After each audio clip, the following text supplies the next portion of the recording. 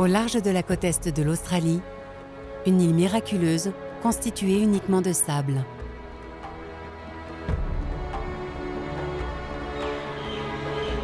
Cette île attire toute forme de vie. Des géants paisibles et espiègles parcourent ses eaux. Et d'autres, beaucoup moins tendres. Des forêts tropicales, des marécages acides, des lacs improbables abritent des tueurs fourbes qui dévorent les plus faibles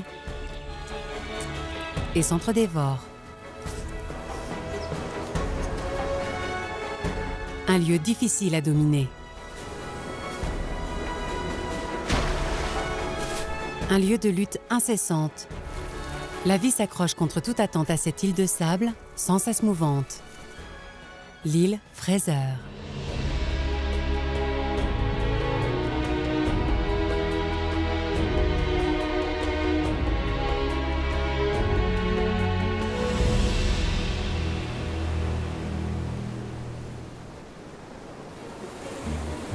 C'est le printemps. Les baleines à bosse de l'hémisphère sud ont entamé leur périple annuel de 5000 km, de leur lieu de reproduction au cœur de la Grande Barrière de Corail aux eaux froides et riches de l'Antarctique.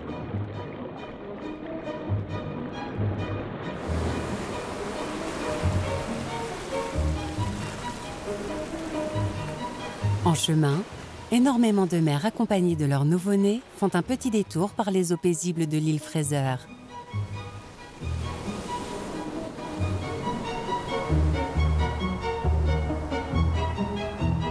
Platypus Bay, située entre l'île et le continent, est le lieu idéal pour que les petits s'amusent et prennent des forces avant de reprendre un long périple.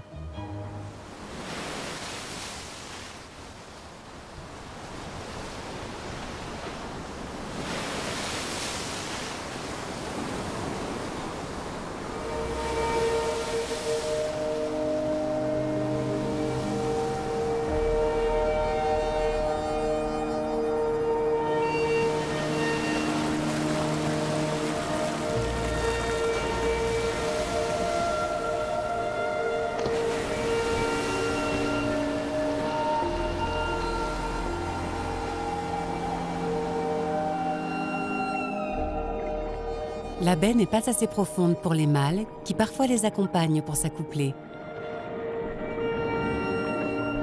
La mère et son petit y vivent en paix. Ce baleineau se nourrit du lait riche de sa mère. En quelques semaines, elle doublera de volume. Sa mère, elle, ne mangera pas et perdra le tiers de son poids durant la migration.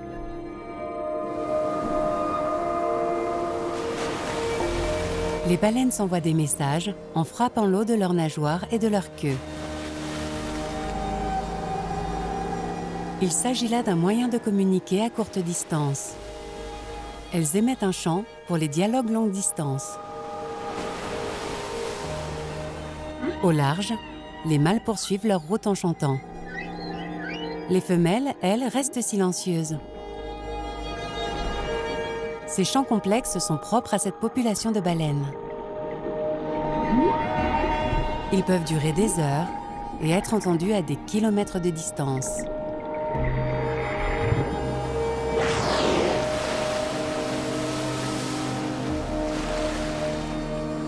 Après un séjour de 5 jours dans la baie, c'est l'heure du départ.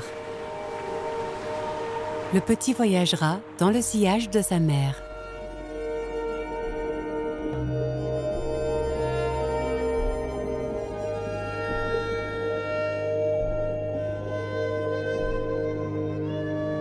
La mère et son petit prennent la direction du nord-est, passent la pointe de l'île et nagent à contre-courant vers le sud. L'île Fraser, à 2 km du continent, est située à la pointe sud de la Grande Barrière de Corail.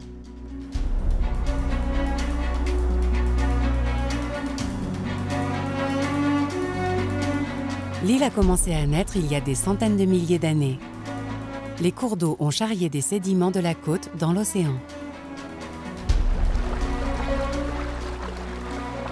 Les courants ont balayé des milliards de tonnes de sable le long de la côte où la roche a forcé l'océan à déposer son chargement.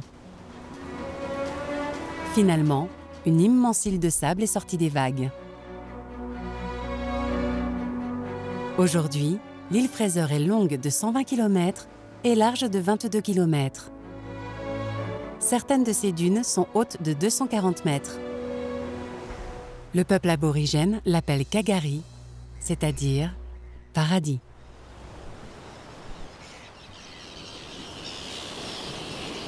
Il y a plus de 15 000 ans, quand le niveau de la mer était plus bas, l'île était rattachée par un banc de sable au continent. Un banc de sable par lequel est arrivé le plus grand mammifère prédateur d'Australie, le dingo. Le niveau de la mer est remonté. L'île a été coupée du continent, ainsi que les dingos qui s'y sont installés.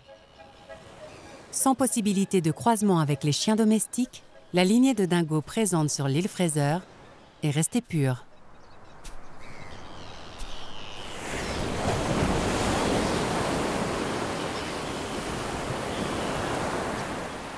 Les dingos ont beau être des super prédateurs, ils ne peuvent refuser aucune source de nourriture.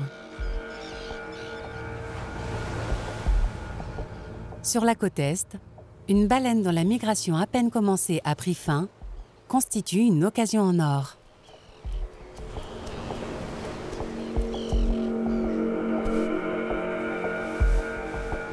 Le dingo n'est pas seul. Le plus grand lézard de l'île, le varan bigarré, a aussi perçu l'odeur de chair en décomposition. Il est lui aussi à la fois chasseur et opportuniste.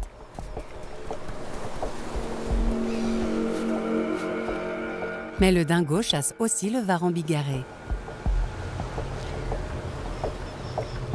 Le lézard décide donc d'aller chercher à manger ailleurs.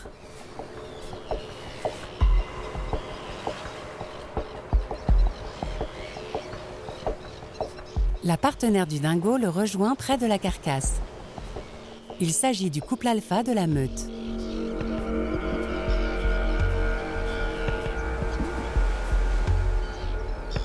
Cette femelle allait une portée de petits et doit diversifier son régime autant que possible.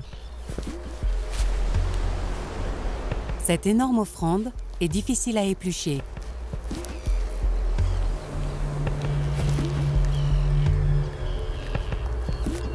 En attendant que la peau de la baleine se ramollisse, les dingos s'attaquent aux parties tendres.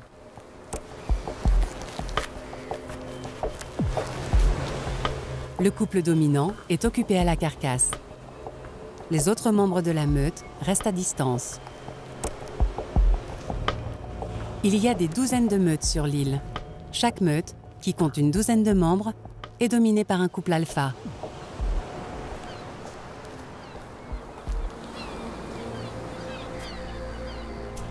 Les petits dépendent entièrement du lait de leur mère. Elle se rend à l'intérieur de l'île, au cœur de la forêt, où elle a caché dans un tronc ses petits âgés d'un jour.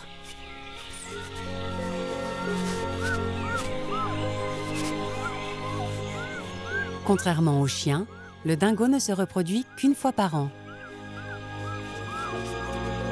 Les petits ne seront indépendants que dans 7 mois et intégreront la hiérarchie de la meute.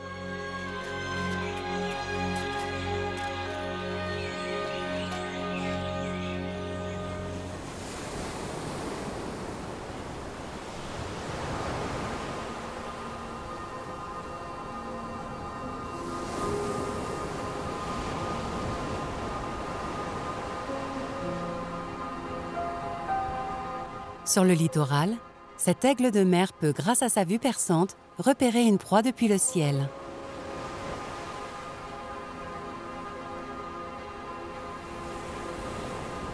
Même s'il préfère pêcher, il se laisse facilement tenter par cette carcasse de baleine.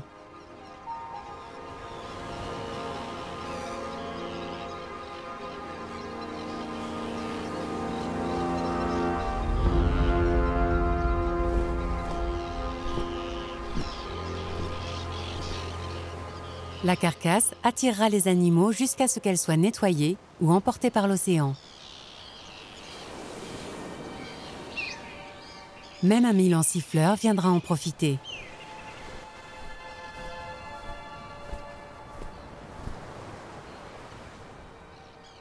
Peu enclin à partager, il emmène son repas dans un arbre, à l'abri des autres charognards.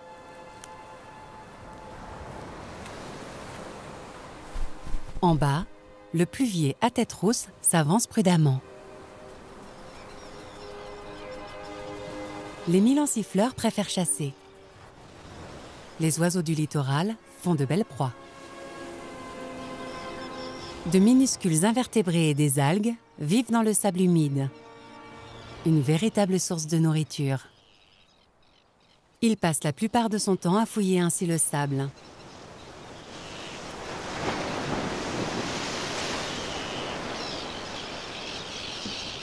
Plus loin sur la plage, d'innombrables sternes huppés se rassemblent, attirés par les origes de l'île Fraser.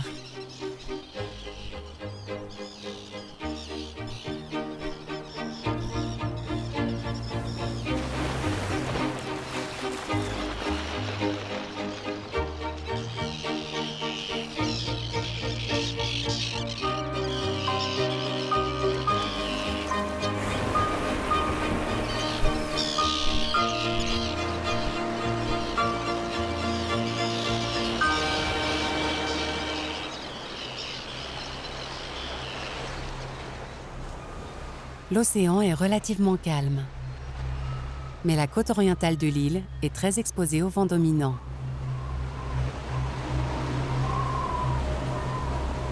Ici, sur la portion la plus hostile de l'île, une bataille rangée entre le sable et les plantes se déroule depuis l'époque même de la formation de l'île.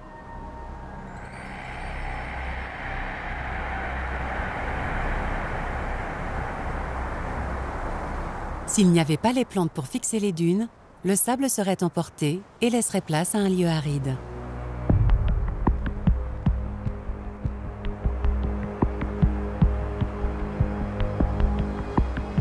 Des plantes robustes, telles les spinifex, ont été les pionnières. Elles ont développé d'incroyables stratagèmes pour lutter contre ces conditions difficiles. Les spinifex sont couvertes de poils fins et cireux qui repoussent le sel et captent l'eau. Arrivées à maturité, les graines se détachent et sont ballottées au milieu du sable avant de germer et de transformer les dunes en un écosystème prospère. Les racines et les tiges rampantes de la plante forment comme un grillage qui maintient le sable en place.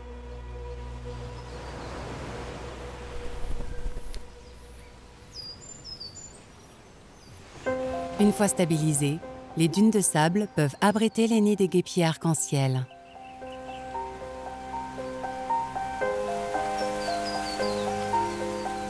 Ces oiseaux sont de redoutables chasseurs. Ils saisissent les insectes en plein vol.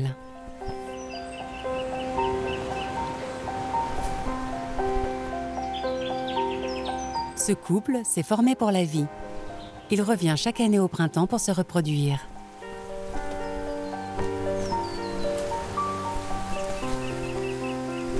Ils doivent choisir une dune très stable pour y creuser un long tunnel d'1 mètre.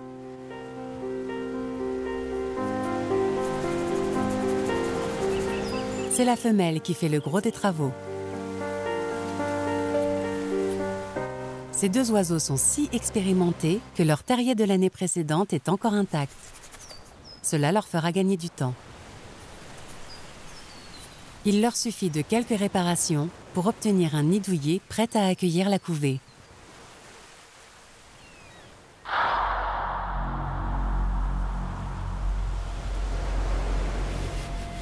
Le varan bigarré, détourné de la carcasse de baleine, a parcouru la plage en quête d'un repas à sa portée.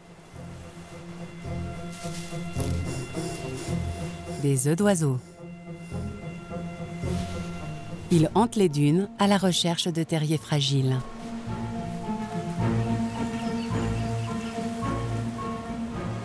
La marée haute et le vent peuvent déloger les œufs d'un nid mal situé.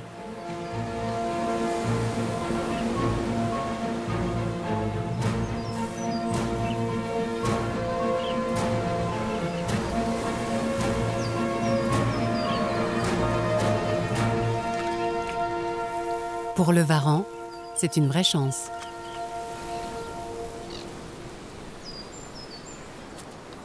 Un couple de guêpiers regarde impuissant disparaître la relève.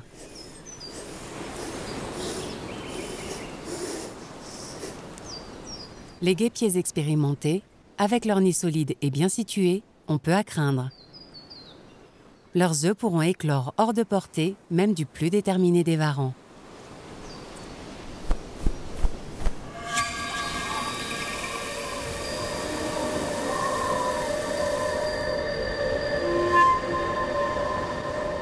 Certaines dunes de la côte orientale ne peuvent pas être domptées.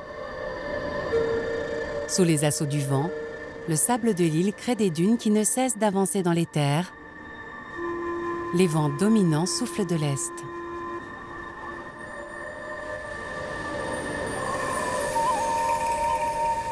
Les dunes naissent donc dans l'alignement des vents du large. Avec le temps, elles prennent une forme de croissant. On parle de dunes paraboliques.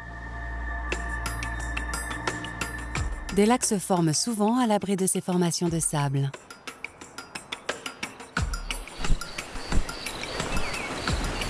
L'un des plus animés est le lac Wabi. Avec ses 12 mètres, ce lac est le plus profond de l'île. Et, au contraire des autres lacs de l'île, il est constitué d'eau douce et abrite poissons-chats et poissons arc-en-ciel qui font le régal du gibier d'eau.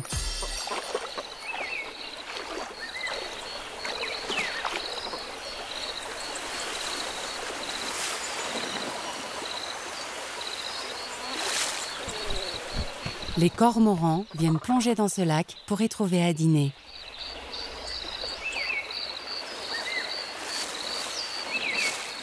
Contrairement à d'autres oiseaux, leurs ailes ne produisent pas d'huile qui les rende imperméables.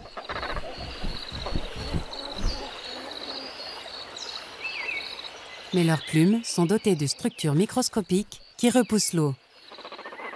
Il faut en prendre soin et les faire sécher.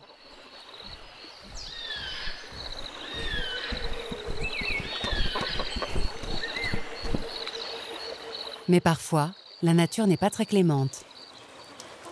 Il faut savoir endurer une bonne averse.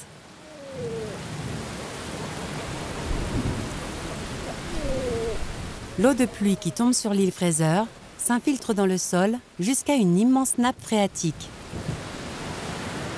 Située sous les dunes, parfois à près de 30 mètres sous le niveau de la mer.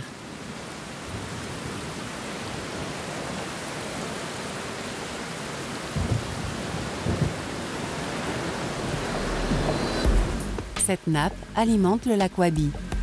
On parle de lac fenêtre. Mais ce lac est assiégé par la dune même qui lui a donné vie.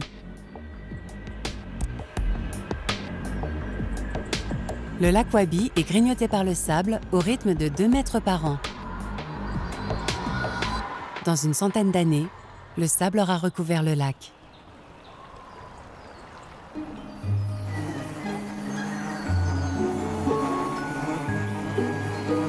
Plus loin dans les terres, au-delà du sable en mouvement, là où le niveau de la nappe est élevé, des marécages et des landes apparaissent. Les racines plongées dans le sable, ces plantes trouvent des nutriments essentiels. Cette flore robuste offre un salut à d'autres espèces. Ces plantes consacrent l'énergie qu'elles auraient pu investir dans un tronc, des branches à la production d'un nectar abondant. Ce dernier attire les passereaux qui iront disséminer le pollen.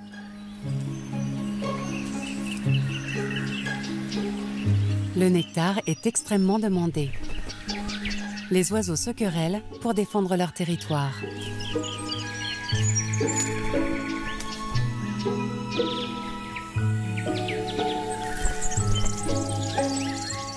Les insectes aussi sont attirés. Mais le nectar peut avoir un goût amer.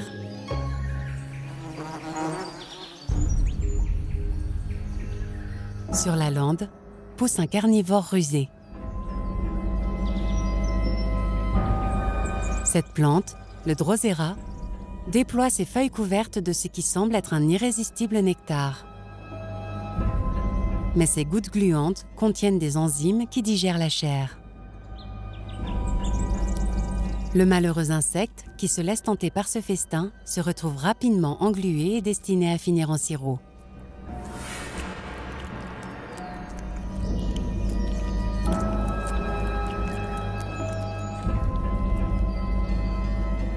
C'est un brillant stratagème pour une plante coincée dans un milieu sableux et stérile. En l'absence de présence d'azote dans le sol, elle le trouve de sa malheureuse victime. Sur l'île, la lutte incessante entre sable et vie a fait des plantes des carnivores.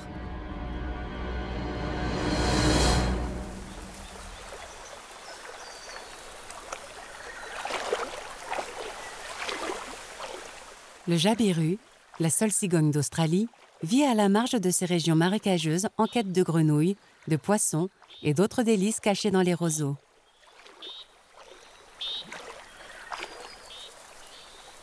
Ses longues pattes lui permettent d'arpenter les marécages. Son bec est fait pour frapper et saisir.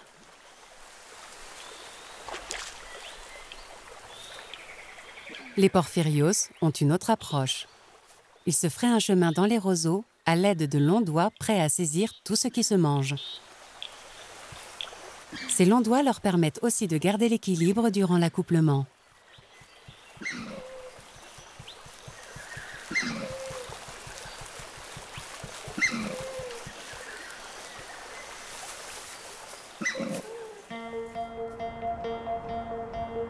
Chose ironique pour une île cernée d'eau salée, l'île Fraser compte bien plus de lacs d'eau douce permanents que le continent lui-même.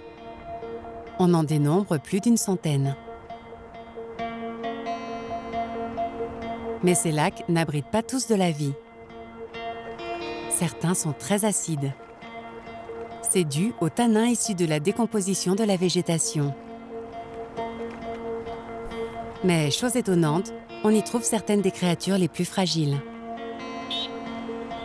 Même si elles absorbent de l'eau et respirent à travers leur peau, 4 espèces de grenouilles se sont adaptées au pH très faible de ces lacs acides.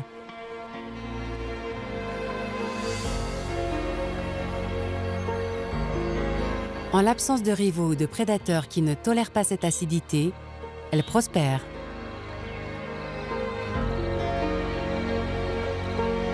Ces grenouilles restent en journée tapies, sans un bruit au milieu des roseaux.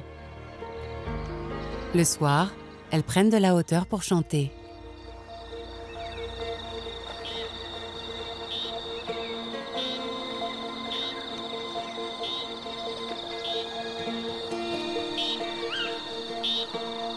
À la tombée de la nuit, le bruit envahit le lac.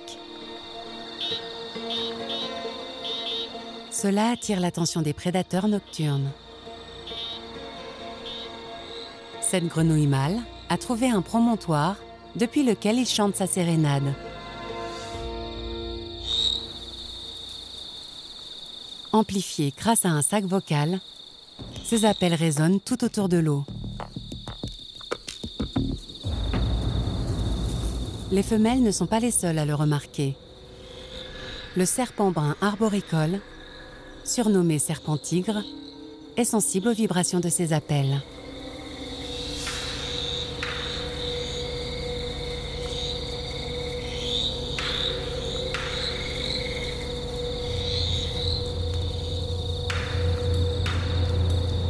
Son corps long et mince lui permet sans effort de passer de branche en branche.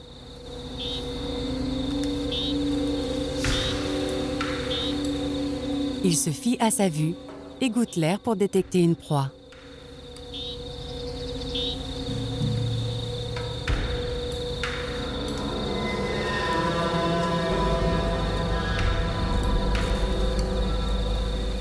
La grenouille le sent approcher, se fige et se tait.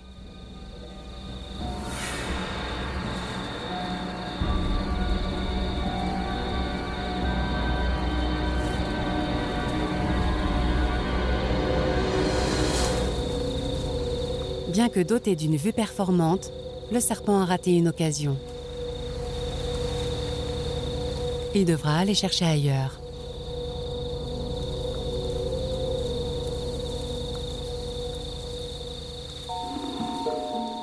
La nuit sied également à ce petit marsupial un écureuil volant. Ses grands yeux le dotent d'une excellente vision nocturne. Il est à la recherche de fruits, d'insectes, qu'il fait passer avec de la sève et du nectar.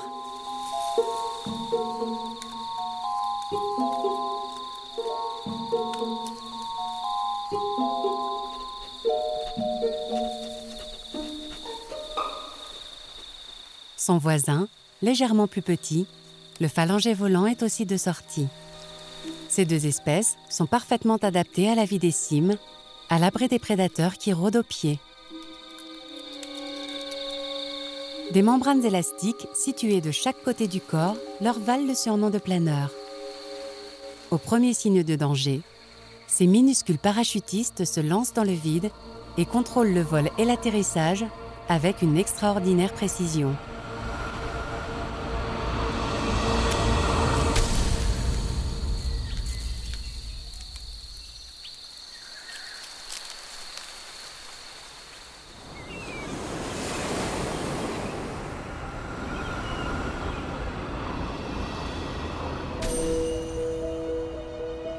Au-delà des marécages et de la forêt où chassent les dingos, il y a les plus grandes dunes, 200 mètres de haut. Ici se trouve le vrai miracle de l'île, une immense forêt tropicale, la seule à pousser sur des dunes de sable aussi hautes.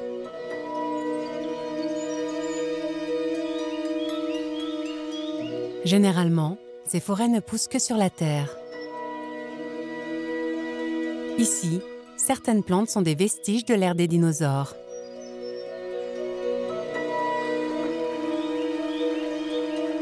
Ce sont des fougères royales, apparues il y a 300 millions d'années. Leurs frondes sont les plus grandes au monde. Elles mesurent 8 mètres depuis la base.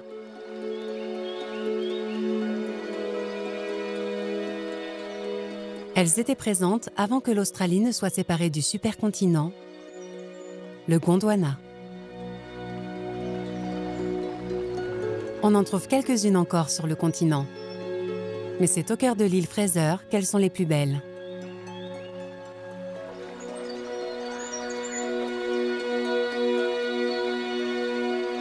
Les sables de l'île supportent de vrais géants, tels les Syncarpia. Ces arbres hauts de 30 mètres ne poussent plus que sur cette île de sable. Ils étaient utilisés comme bois de construction. Ils résistent aux termites et aux foreurs. Ils ont servi à construire le canal de Suez. Ils sont désormais protégés. L'île est inscrite au patrimoine mondial. Ces immenses arbres n'arrêtent pas le varan bigarré dans sa quête incessante d'œufs. Ils fournissent même une échappatoire face aux dingos qui patrouillent aux pieds.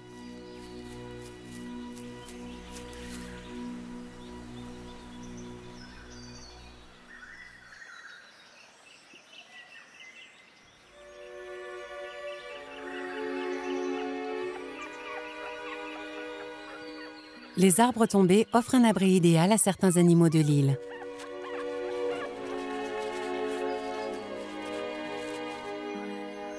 Les écureuils volants utilisent les troncs creux pour dormir la journée.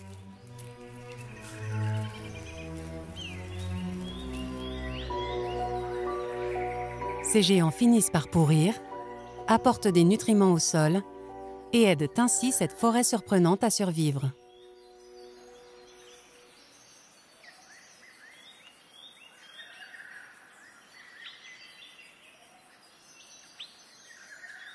L'épais tapis de feuilles sur le sol cache une tueuse à la fois dangereuse et menacée.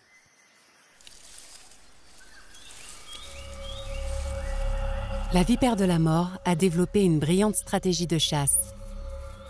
Elle a trouvé un moyen d'attirer à elle sa proie. Son corps se termine par une queue agile, dont la pointe a des allures de verre. Elle l'agite tout en restant parfaitement immobile. Son corps se fond parfaitement dans le décor. La queue se tortille, tel un savoureux ver.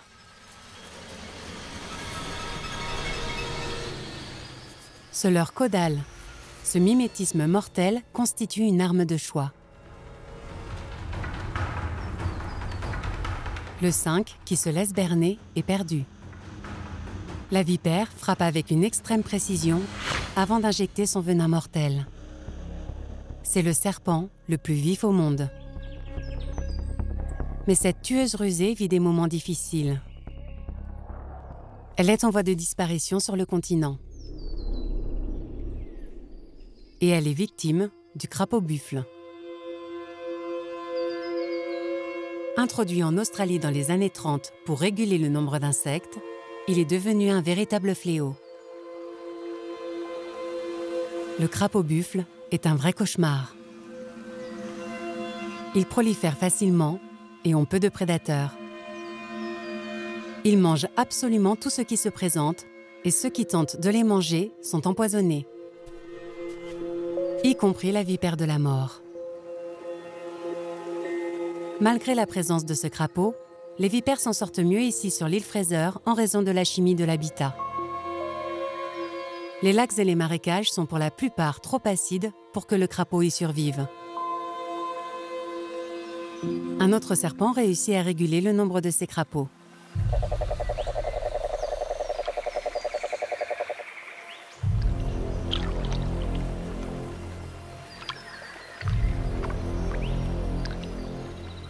Le Tropidonophis trouve le crapaud à son goût. Il tolère les puissantes toxines qui suintent de la peau du crapaud. Contrairement à d'autres serpents, il attaque par derrière.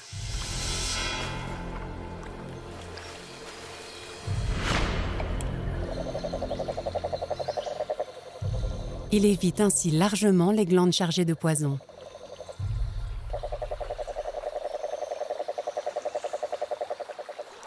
Le serpent en sort vainqueur. Les marécages comptent un crapaud de moins.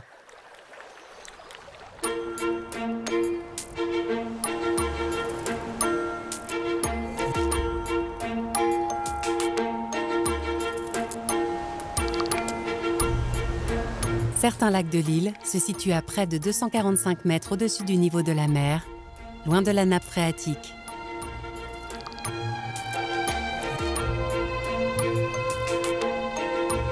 Ces lacs, au perché, sont nés d'un lit de végétation en décomposition, une couche imperméable qui retient l'eau. Une sorte de soucoupe. Les eaux de ces lacs sont souvent pures et cristallines.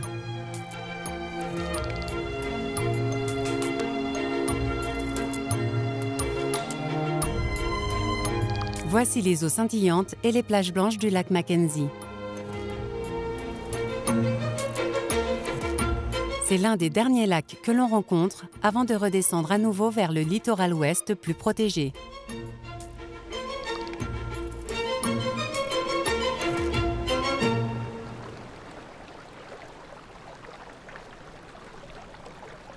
L'eau de pluie de ce côté-ci est filtrée et vient alimenter Wango Black Creek. Cette rivière coule vers l'ouest et vient se jeter dans les eaux qui séparent l'île du continent.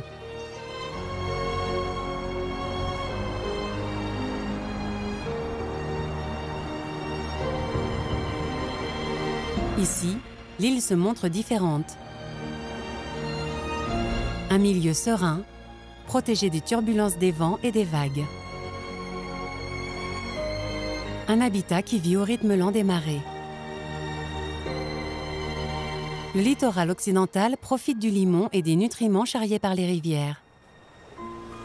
C'est ici que le sable cède la place à la vase.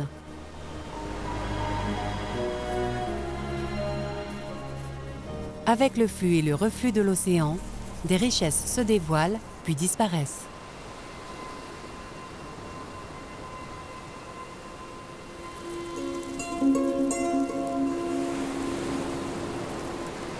Quand l'eau se retire, une armée de crabes bleutés émerge.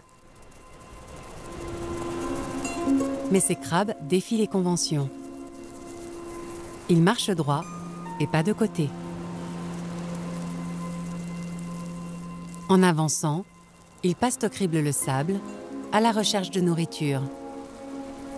Il trie ce qui est comestible de ce qui ne l'est pas et retourne s'enterrer avant le retour de la marée.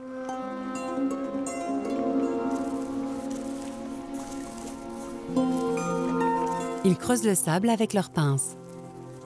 Ils creusent une poche d'air pour pouvoir respirer une fois immergés. Mais ils laissent derrière eux des traces facilement identifiables.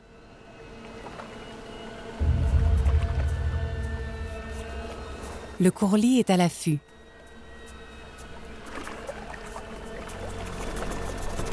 À la moindre alerte, les crabes s'enfuissent aussi vite que possible. Grâce à sa vue perçante, le courlis repère aisément les crabes plus maladroits.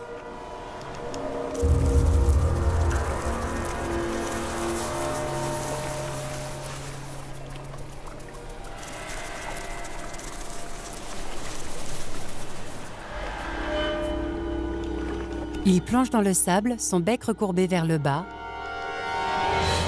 et déjoue les défenses des crabes.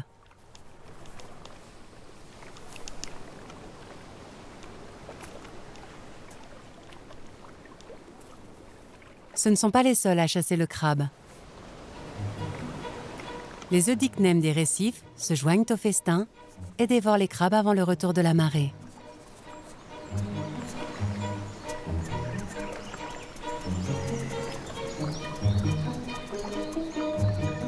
Le danger n'est jamais loin. Ce milan sacré les observe attentivement dans l'espoir de les surprendre.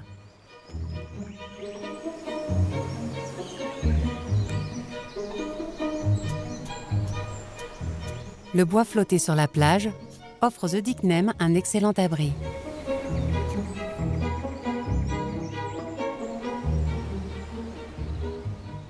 Ils se dissimulent au milieu des débris.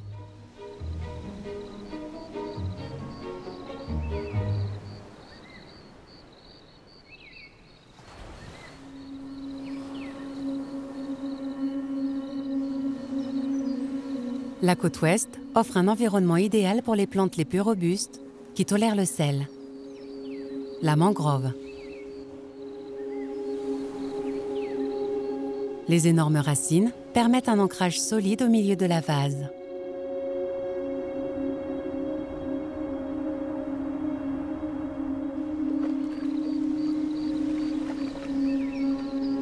Les racines apparaissent et disparaissent au rythme des marées. Elles offrent aussi un terrain de chasse à certaines espèces. Le racali est un rongeur doté de pieds palmés, d'une fourrure imperméable et de longues moustaches. C'est l'équivalent australien de la loutre. C'est l'un des mammifères les plus timides, les moins connus.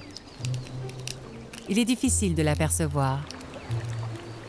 Mais on retrouve toujours des traces du passage de cet animal friand de moules.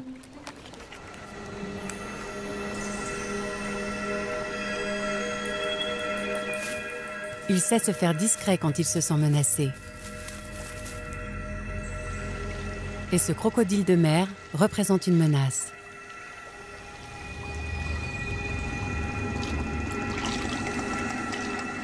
Le crocodile marin est le plus grand des crocodiles. 6 mètres pour une tonne.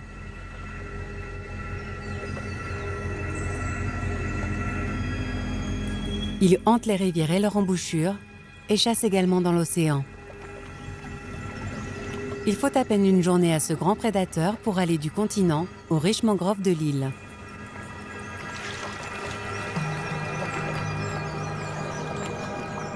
Ce prédateur reste à l'affût, sous la surface, ne laissant dépasser que ses narines et ses grands yeux.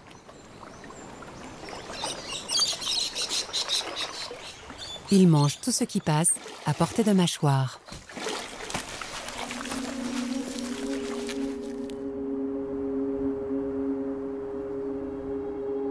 L'île Fraser attire aussi un géant plus doux. Le dugong ne survit que là où il y a des herbiers marins. Les immenses bancs de sable en sont recouverts.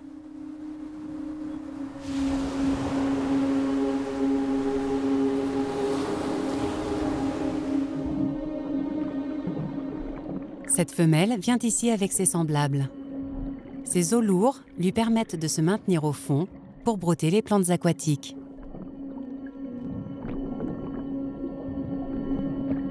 Apparentée au lamantin, elle peut en une seule journée avaler 30 kg de plantes. Elle est capable de rester sous l'eau 6 minutes avant de remonter respirer. Les herbiers marins fixent les sédiments et piègent les nutriments. Ces immenses prairies sous-marines absorbent le dioxyde de carbone. Elles captent 2 fois plus de CO2 qu'une forêt tropicale de la même superficie.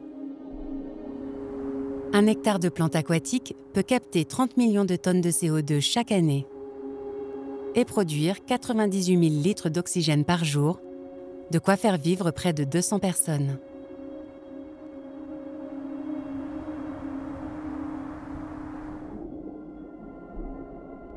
Les tortues vertes viennent aussi se nourrir ici, avant d'aller se reproduire plus au nord, près de la Grande Barrière de Corail.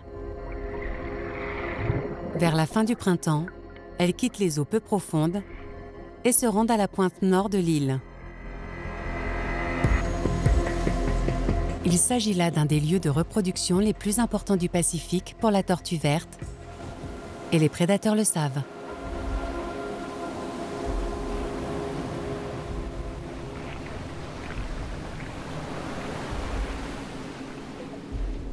L'imposant requin-tigre a la réputation de manger pratiquement tout ce qui croise sa route.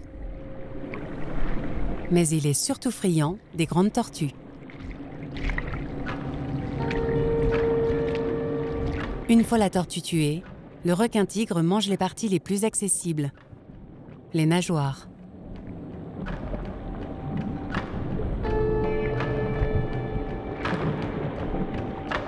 Il se sert ensuite de ses dents acérées pour découper l'épaisse carapace de la tortue.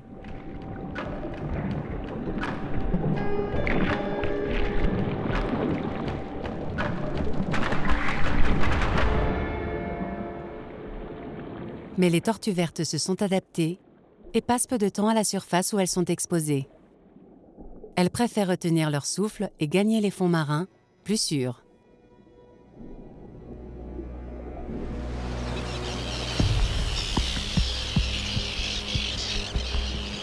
Les sables fertiles de l'île offrent de précieuses ressources à tous les oiseaux marins migrateurs.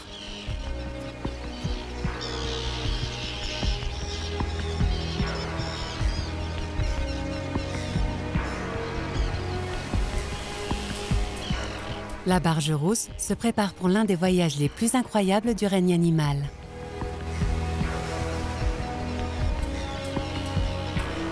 Elle se régale de mollusques, de vers et d'insectes, en vue du long périple qui l'attend.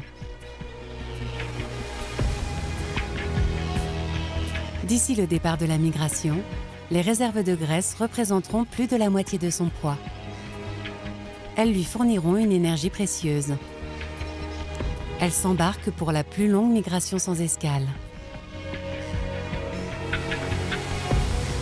Elle quitte l'île Fraser et ne touche pas terre avant d'atteindre le site de reproduction en Alaska, à plus de 11 000 km.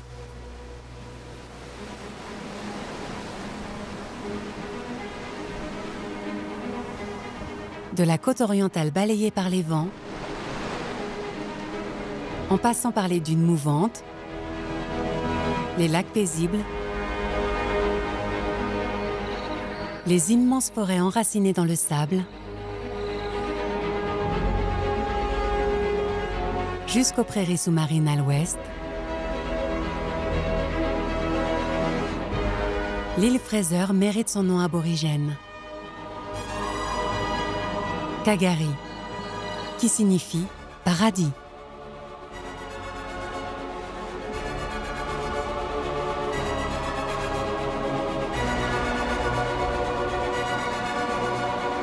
Un paradis où reviennent chaque année les grandes baleines,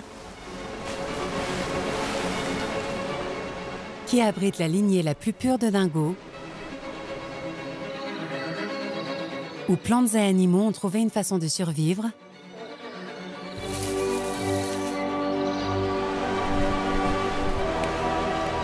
sur la plus grande île de sable au monde.